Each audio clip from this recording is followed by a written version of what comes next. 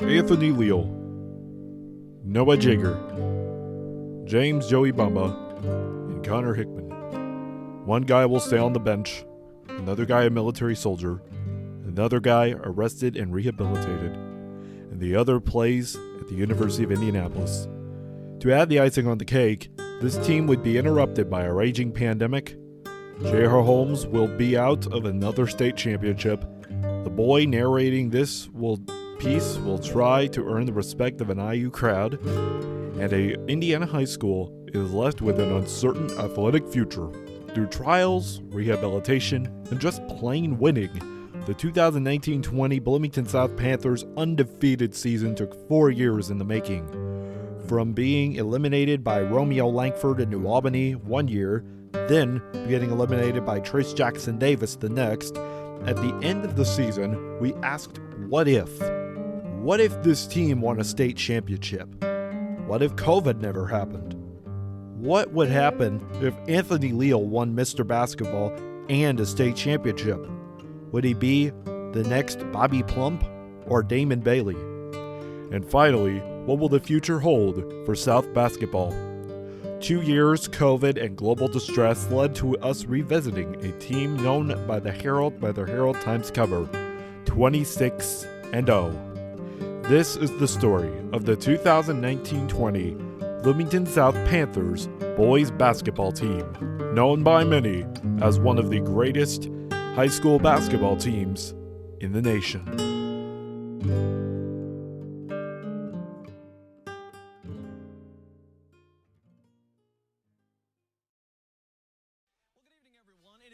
Often we get to talk about all-time marks during the high school basketball season. Indiana Hoops history goes back more than a century, and one legendary coach is adding his name to the top of a prestigious list. It's the buzz of Bloomington, but just in case you didn't know, the sign reminds you inside the basketball coach is going for career win number 807, a shot at a record, a shot at history.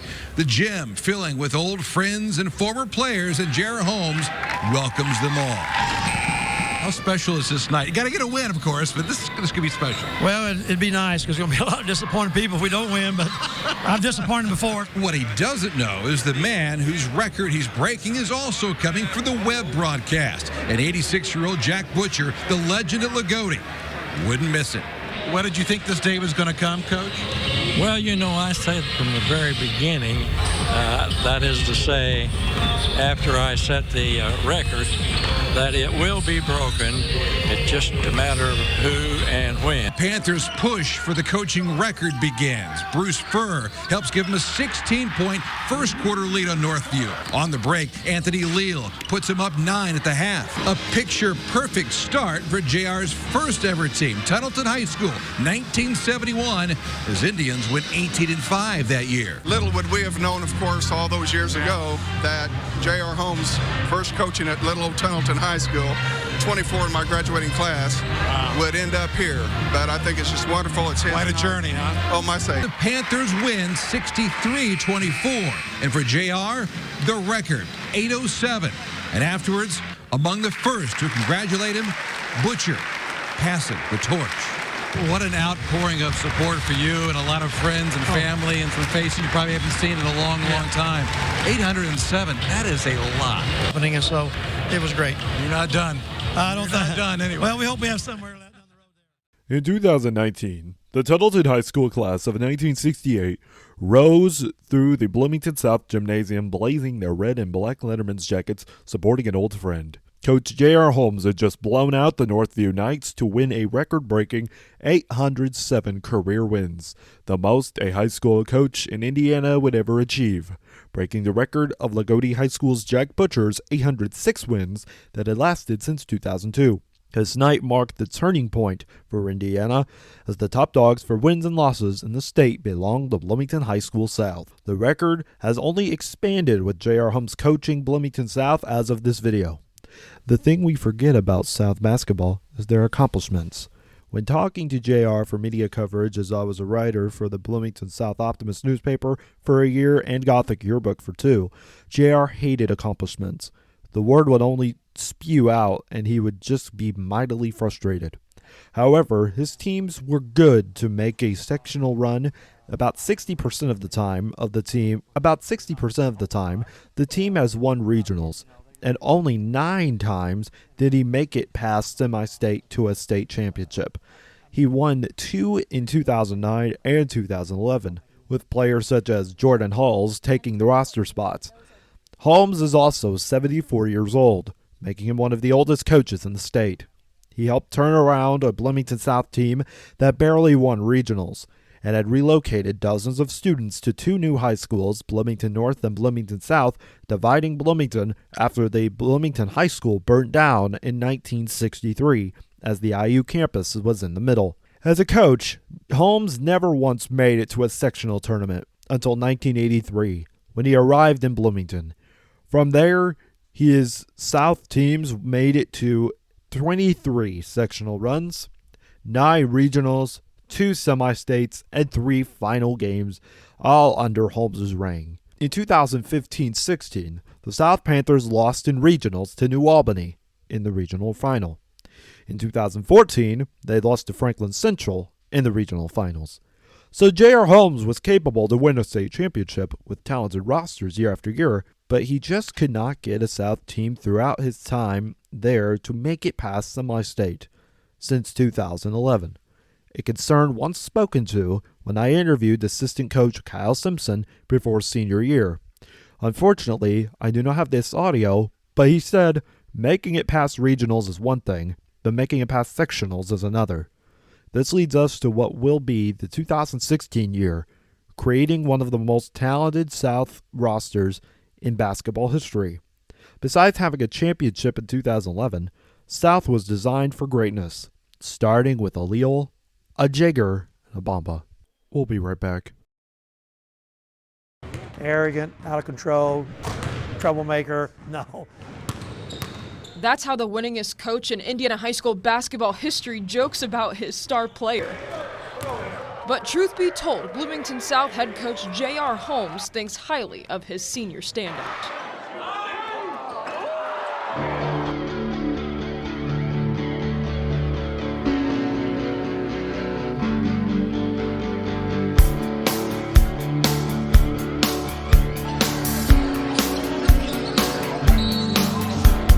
We cannot start this part of the video without addressing the elephant in the room, Anthony Leal. The 6'5" Indiana Hoosiers commit and the top recruit in Indiana behind his teammate at IU, Culver Academy High School guard Trey Galloway in 2018. Leal not only sat next to me in our homeroom period next to his girlfriend Kira, or so I thought, now playing soccer at Carleton College in Minnesota. I knew Anthony the most by working with him at the concession stand during one of Kira's basketball games. And of course, my crush, Clara Voskel, I'm all yours tonight, played on the team as well. Anthony was a shy individual, barely talked, but worked hard and kept his mouth shut. But on the court, Anthony was lights out, especially during his junior season. Leal was a freak at the rim, who also collected rebounds and was an eccentric part of the South team. His sister, Lauren, also played for South and was talented, but nothing like her brother Anthony. He was a force to be reckoned with, on and off the court. A straight-A student, member of the National Honor Society, and an overall humbled child from an upper-middle-class upbringing, hoping to bring terror to the Indiana Hoosiers lineup. To working with him at the concession stand during one of the girls' basketball games, he was a quiet, very shy kid. He was focused, laser precise, looking for the next job opportunity and landscape to roam. To say he was humble, quiet, and kind was an understatement. He shot baskets until he was the best shooter on the team. Even at IU, we see glimpses of Anthony's greatness. He is just a majestic bison roaming near the landscape of Colorado. He was the last person in and the first person out. Let's not shy away from Anthony, though. There were some great players at South besides Anthony in 2016 through 2020. Next, there was Noah Jager, a 5'11" skinny kid who ran fast like Anthony was one of the top students in his high school graduating class.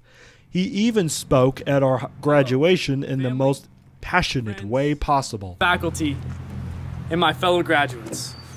I know it is early, and you still may be half asleep, but this morning is a time for celebration. So before I begin, it only seems fitting that we wake up for this special event in a manner that we have all witnessed before. This class is decorated with ambitious learners, electrifying athletes, talented musicians, and even, some TikTok producers. I want to share with you 3 important themes that have helped me in my young life so far, and I believe can help you as well.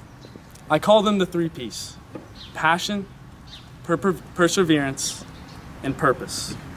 The first P, passion. Everyone needs one. A passion lights a fire in you that is unexplainable. It fuels you, it intrigues you, and most importantly, it brings enjoyment into your life. Look at the way Miss Witten in the Sounds of South group sings every day. Not the way my man Hunter Diltz, yes sir Hunter, lives his life, always enthusiastically greeting us, making the world a little bit brighter. And also at the way our team athletes and our Panther Hoop All-Stars just played for the love of the game. Their passion created joy not only for themselves, but others as well. Follow your passion and embrace it. Now the second P, perseverance. We must work hard at whatever we do. To achieve greatness, it takes practicing your trade over and over and over. And then we got to do it again. The most popular students at my high school, Alexander Conieras, a theater major at IU currently, who woke us up with his morning announcements every Friday, Clara Voskuhl, a student at Hope College and former soccer and basketball player, and star running back Maverick Thierry, Noah Jager was the face to the sports teams of Bloomington South, the god for the senior citizens attending the games, their families, as James Bomba was the entertainment segments to South's FM radio station. Jager was mature beyond his years. You would be talking to a 28-year-old instead of a sophomore in high school. His family, along with the Leals, the Bombas, the Voskuhls, and the Conieras, all donated the top dollar to South's charity programs, such as Riley Dance Marathon, and to programs such as Sounds of South Choir and basketball.